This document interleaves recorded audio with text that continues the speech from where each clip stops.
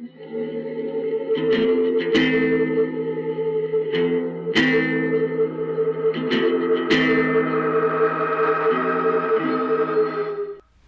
Maisie. I play guitar and I sing. I'm Dev. I drum. I do not sing. When people discover you guys' music, what's the first thing you'd want them to think? I think like the main thing for me is just I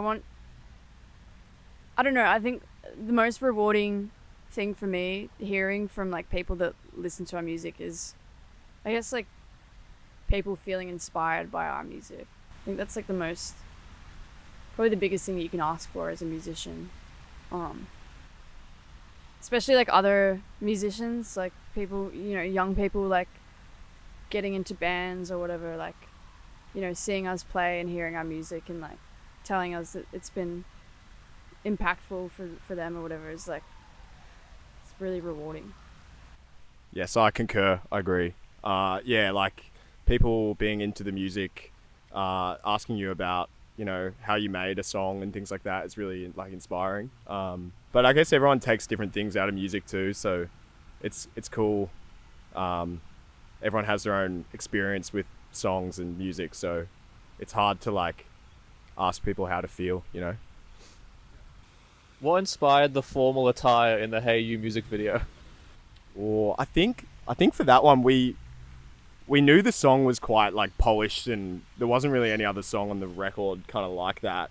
So we wanted to really lean into it being this kind of Indie sleaze kind of like, yeah. I think the song itself we were inspired by like a lot of like mid-2000s rock, like radio rock. Yeah, like when indie rock was big and on the radio, like. So yeah, I think, and we've always wanted to wear suits for something. I don't know. I think we always joked about wearing suits at a gig, but it's not really like our vibe. Like suits, I don't think like any of us like are like suit people, but it was fun just to do it for that because it was like a hell like sort of like slick song, and like the music video was like, really like clean and polished, so it just sort of made sense, I guess.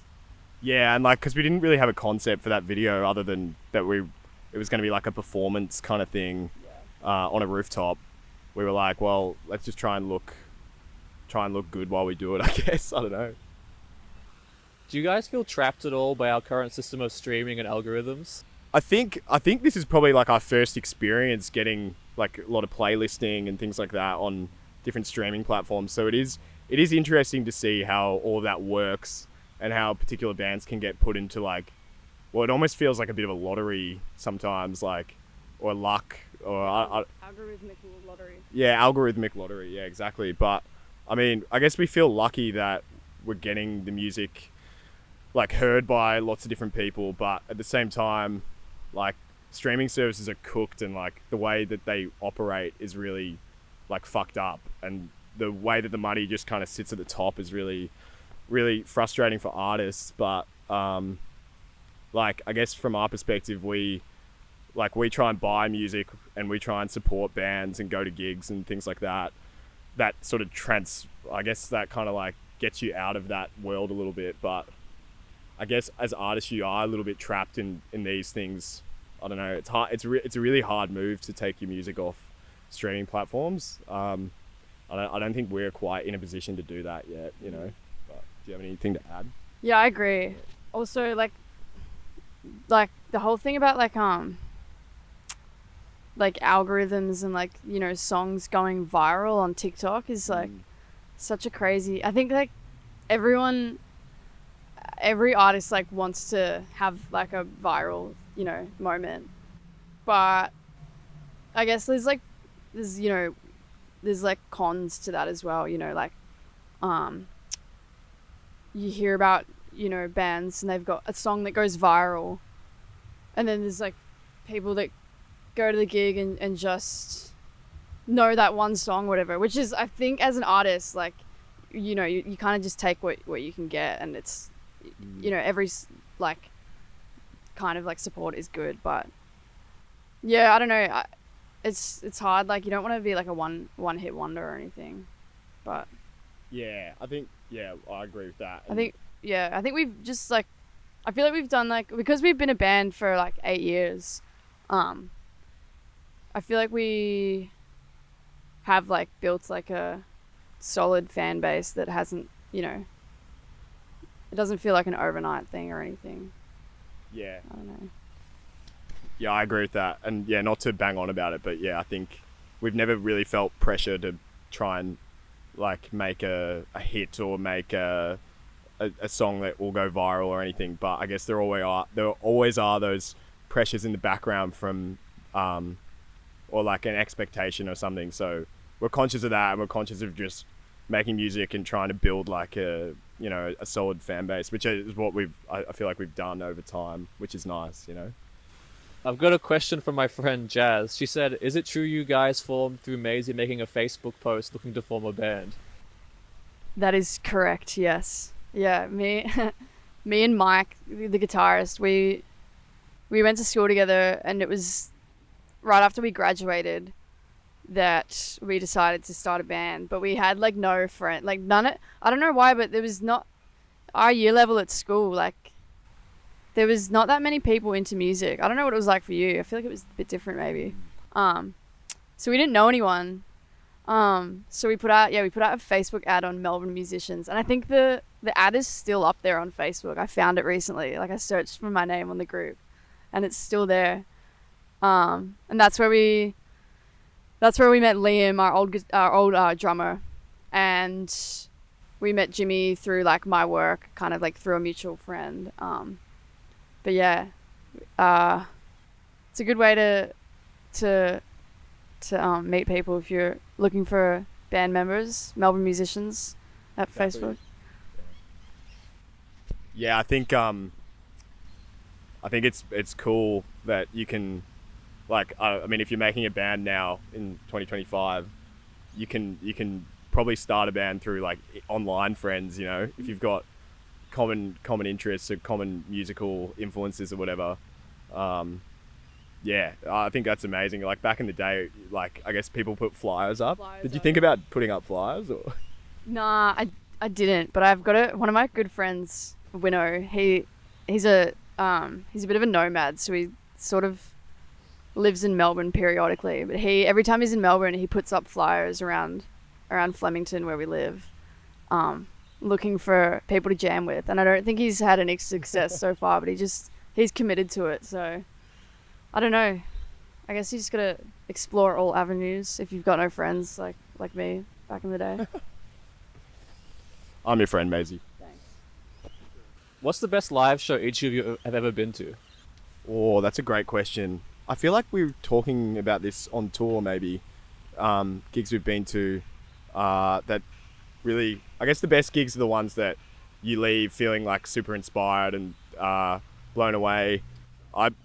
One of my favorite shows that I've been to was with my brother James.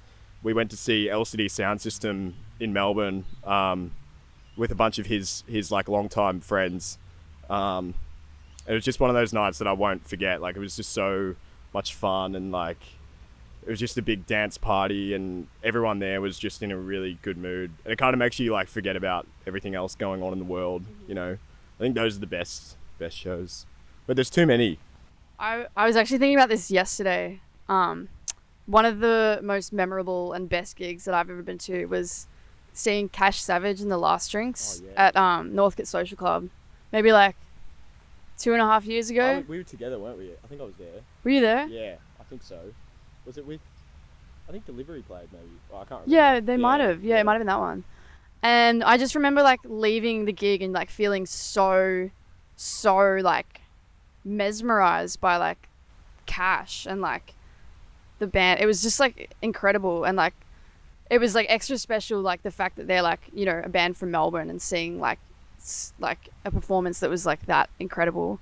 I ended up like messaging Cash Savage like that night, just like being like, I love you so much. Like that was so inspirational. Yeah, that one, yeah, that's probably one of my favorites for sure. Did you guys know that there's a wrestler named Bianca Belair whose logo is her lips? Whoa. Wait, what's his name? Her name's Bianca Belair, and her logo is her lips. Like, that's her ring logo. And she does, like, power bombs, all that sort of stuff. Whoa. I know you're named after the skateboard thing, but I was like, that's a very weird coincidence. That's so cool. I have not heard of that yet. I'm gonna have to look it up. We'll try and connect. Yeah. We'll try and connect. I think we should. How often do you guys integrate your day-to-day life into your music and art? Ooh. I think it's pretty separate. Yeah, I think it's. I mean, we always like are talking about how we still have jobs and stuff, but I think it is hard. We like even just like we just got back from a 6-week tour, like a few days ago, and like having to like kind of like reintegrate to like sort of normal life or whatever has been like a bit of a challenge and just like a big shock to the system. Like it feels like we were like living in this bubble for so long, and now we're back kind of to reality, and everyone's kind of gone back to work and like yeah, I feel like it's not by choice, but I think to like kind of like survive and like manage having jobs and touring and, you know, writing music, you kind of have to compartmentalize them a little bit, or else it can just get very overwhelming. I think, like, I don't know, I feel like we're all like, you know, everything is like scheduled and like in the calendars, and like, so, you know, if we have like a day of like it's doing band stuff, it's like that's what we're thinking about, and then the next day if we're at work, like that's what we're thinking about. So I don't know, do you agree? Yeah, I agree. And just to add to that, Maisie, I reckon like if we worked in the music industry like on top of playing music, I feel like the world seeping into each other would make it a lot harder to like compartmentalize things.